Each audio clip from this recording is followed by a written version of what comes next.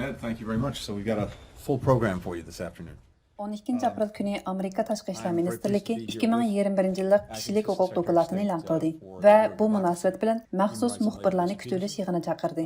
Yig'inda Amerika Tashqi ishlar ministri Antony Blinken apandi bu yillik dokumentning e'lon qilinganligini jakarlash bilan birga kishilik huquqni himoya qilishning har vaqt Amerika tashqi siyosatining yadroliq mazmunlaridan ekanligini, kishilik huquq va negizlik erkinlikni qo'g'dash bo'lsa, izchil Amerika uchun markaziy temalardan ekanligini ta'kidladi. We have seen an alarming recession of democracy, the rule of law, respect for human rights in many parts of the world. U sözüdə nöqtəli qılıb, hər bir insanın qaysı dövlət, qaysı din, qaysı cinsə təbə buluşudan qəti nəzər, ən aqalli bolğan kişilik hüquqdan bəhrəmən boluş haqqı var. Bu dokladda bu cəhətdəki məsələlər fakitlik və adillik əsasında şərhləb verildi, deyə göstərdi.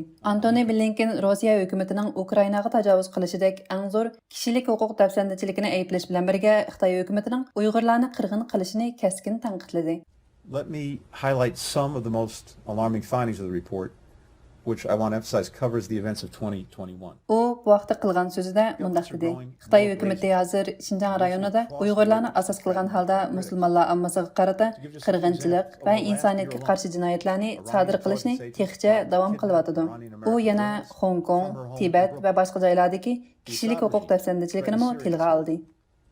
The Chinese government continues to commit genocide and crimes against humanity in Xinjiang against predominantly Muslim Uyghurs, among other minority groups, to erode fundamental freedoms and autonomy in Hong Kong, and to carry out systematic repression in Tibet.